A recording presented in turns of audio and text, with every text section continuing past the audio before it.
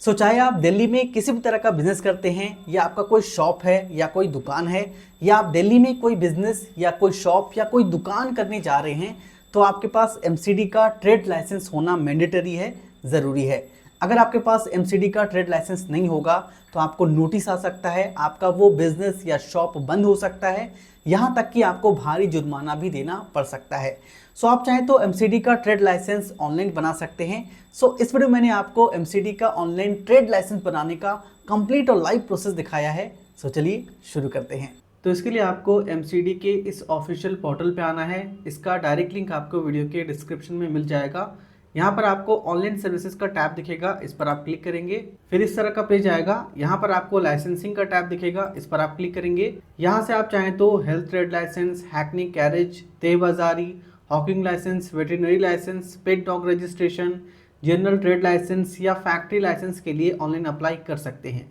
तो हमें यहाँ पर जनरल ट्रेड लाइसेंस अप्लाई करना है, इसके लिए आपको इस पर क्लिक करना है। तो नया ट्रेड लाइसेंस बनाने के लिए यहाँ पर आपको सबसे पहले साइन अप और रजिस्ट्रेशन करना होता है। इसके लिए यहाँ पर आपको साइन अप और रजिस्ट्रेशन पर क्लिक करना है। फिर यहाँ पर आप अपना फर्स्ट नेम देंगे, मिडिल नेम देंगे, फिर लास्ट नेम देंगे। यहाँ पर आपको फादर नेम देना है। फिर यहाँ पर जेंडर सेलेक्ट करेंगे। फिर यहाँ पर आपको अपना मोबाइल नंबर देना है। फिर इस कैप्चा कोड को यहाँ पर देकर गेट ओटीपी पर क्लिक करेंगे। फिर आपके इस नंबर पर ओटीपी जाएगा, यहाँ पर ओटीपी एंटर करके वेरीफाई पर क्लिक करेंगे। फिर अपना एक ईमेल आईडी देंगे।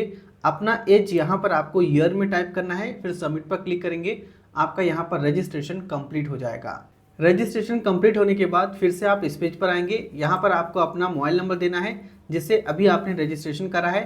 फिर जनरेट ओटीपी पर क्लिक करेंगे। फिर आपके नंबर पर ओटीपी जाएगा, ओके पर क्लिक करके यहाँ पर ओटीपी एंटर करेंगे। फिर लॉगिन पर क्लिक करेंगे। फिर आपके सामने इस तरह का एक डैशबोर्ड आ जाएगा। आप अपने इस अकाउंट से जितने भी लाइसेंस अप्लाई कर रखे होंगे, यहाँ पर सभी लाइसेंस का लिस्ट आ जाएगा।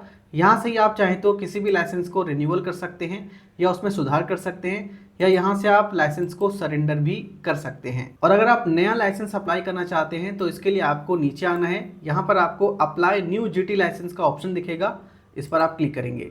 फिर नया ट्रेड लाइसेंस अप्लाई करने के लिए इस तरह का फॉर्म आएगा। इस फॉर्म को आपको ध्यान से बारी बारी से भरना है। सबसे पहले एप्लीकेंट डिटेल देंगे। यहाँ पर आपको एप्लीकेंट का फर्स्ट नेम, मिडिल नेम और लास्ट नेम देना है। फिर यहाँ पर फादर नेम देंगे। फिर यहाँ से डेट ऑफ बर्थ सेलेक्ट करेंगे, क्लिक करेंगे, एक कैलेंडर खुलेगा। यहाँ से आपको एप्लीकेंट का वही डेट ऑफ बर्थ सेलेक्ट करना है जैसा डेट ऑफ बर्थ उनके डॉक्यूमेंट पर लिखा हुआ है। फिर यहाँ पर उनका एक पासपोर्ट साइज फ़ोटो अपलोड करना है जिसका फाइल साइज़ 50 KB से ज़्यादा नहीं होना चाहिए। यहाँ पर आपको उनका कंप्लीट एड्रेस देना है। यहाँ पर पिन कोड देंगे, ईमेल आईडी देंगे, मोबाइल नंबर देंगे। फिर नीचे आएंगे, यहाँ पर आपको क्लासिफिकेशन ऑफ ट्रेड बताना है, यानी कि वो बिजनेस किस तरह का कर रहे हैं उस कैटेगरी को यहाँ पर आपको सेलेक्ट करना है। तो सबसे पहले ट्रेड प्रीमिसेस को सेलेक्ट करेंगे, क्लिक करेंगे। जहाँ पर वो बिजनेस कर रहे हैं वो एरिया किस तरह का है, कमर्शियल है, कम्युनिटी सेंटर है, या वहाँ पर डिस्ट्रिक्ट सेंटर है, लोकल कमर्शियल है। यहाँ पर आपको कई सारा ऑप्शन मिल जाएगा। जिस भी टाइप का वो एरिया है उसे यहाँ पर आपको सेलेक्ट करना है। जैसे कि मैं यहाँ पर कमर्शियल एरिया सेलेक्ट कर रहा हूँ। फिर यहाँ पर आपको ट्रेड डिस्क्रिप्शन सेलेक्ट करना है, क्लिक करेंगे। वो किस तरह का बिजनेस कर रहे हैं यहाँ पर आपको उसके ट्रेड डिस्क्रिप्शन को सेलेक्ट करना है। आप चाहें तो डायरेक्ट यहाँ पर सर्च भी कर सकते हैं। जैसे कि मैं यहाँ पे टाइप कर रहा हूँ टेलर, तो ये देखिए टेलरिंग शॉप आ गया है। इसी तरह से यहाँ पर आपको अपना ट्रेड डिस्क्रिप्शन सर्च करना है। यहाँ पे मैं अगर एयर कंडीशनिंग लिखूंगा तो ये देखिए एयर कंडीशनर पार्ट्स आ गया है। तो इस तरह से यहाँ पर आपको ट्रेड डिस्क्रिप्शन सेलेक्ट करना है। कैटेगरी ऑटोमेटिक सेलेक्ट हो जाएगा, इसे आप छोड़ देंगे। फिर यहाँ पर आपको ट्रेड प्रीमिसेस डिटेल देना है। सबसे पहले यहाँ पर आपसे यूपिक नंबर मांगा जा रहा है। तो ये यूपिक नंबर कहाँ से मिलेगा? ये यूपिक नंबर आपको उस दुकान के मालिक से मिलेगा जिससे आपने अपना दुकान या शॉप रेंट पर लिया है या लीज पर लिया है।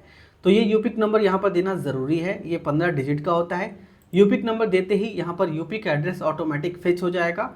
फिर यहाँ पर आपको ये बताना है कि आपका जो शॉप या दुकान है वो उस प्रॉपर्टी के कौन से फ्लोर पर है, बेसमेंट में है, ग्राउंड फ्लोर में है या फर्स्ट फ्लोर में है। यहाँ पर आपको उसे सेलेक्ट करना है। फिर यहाँ पर आपको बताना है कि आपका शॉप कितने स्क्वायर मीटर में है, उसे यहाँ पर आपको बताना है। फिर यहाँ पर ऑनरशिप बताएंगे, आपने उस शॉप को लीज पर लिया है या आपका है, खुद का है या जीपीए होल्डर है, तो इसे आपको यहाँ पर सिलेक्ट करना है। यहाँ पर आपसे ये पूछा जा रहा है वो जो प्रॉपर्टी है क्या वो property Delhi special provision act के अंतर्गत प्रोटेक्टेड है, तो इसे आप यहाँ पर यस सेलेक्ट करेंगे। फिर यहाँ पर पूछा जा रहा है वेदर प्रॉपर्टी टैक्स पेड, क्या प्रॉपर्टी टैक्स पेड है या नहीं, तो इसे आपको यस टिक करना है। फिर वेदर कन्वर्जन चार्जेस पेड, तो इसे भी आपको यस टिक करना है। यहाँ पर टोटल यूनिट एरिया सेम वही देंगे जो यूनिट एरिया आपने ऊपर दिया था। फिर यहाँ पर आपको एड्रेस ऑफ यूनिट देना है, यहाँ पर आपको शॉप का कंप्लीट एड्रेस देना है, यहाँ पर property number, street name, locality, यहाँ से कॉलोनी सेलेक्ट करेंगे, फिर यहाँ पर वार्ड और जोन ऑटोमेटिक सेलेक्ट हो जाएगा।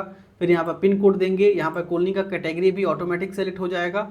यहाँ पर आपको बिजली बिल का नंबर देना है, बिजली बिल पर जो सीए नंबर लिखा होता है उसे आपको यहाँ पर एंटर करना है। फिर नीचे आपको एस्टैब्लिशमेंट का डिटेल देना है, यहाँ पर आपको शॉप या बिजनेस का नाम देना है, वो शॉप कब एस्टैब्लिश हुआ है, यहाँ पर आपको वो डेट सेलेक्ट करना है। जीएसटी नंबर देना ऑप्शनल है, आप चाहें तो दे सकते हैं या आप इसे छोड़ सकते हैं। पैन कार्ड नंबर भी आप चाहें तो दे सकते हैं या आप इसे छोड़ सकते हैं। फिर नीचे आएंगे, यहाँ पर आपसे पूछा जा रहा है कि आप लाइसेंस कितने साल के लिए लेना चाहते हैं, 1 साल, 2 साल या 3 साल के लिए आप लाइसेंस ले सकते हैं, तो हम 1 साल के लिए लेंगे। फिर नीचे आपको आना है, यहाँ पर आपको टाइप्स ऑफ कंस्टिट्यूशन बताना है, इस पर आप क्लिक करेंगे। आपका जो बिजनेस है वो किस तरह का है, पार्टनरशिप है, प्राइवेट लिमिटेड है, प्रोप्राइटरशिप है या पब्लिक लिमिटेड है, तो इसे आपको यहाँ पर सेलेक्ट करना है। अगर ये बिजनेस खुद का है तो यहाँ पर आपको प्रोप्राइटरशिप सेलेक्ट करना है।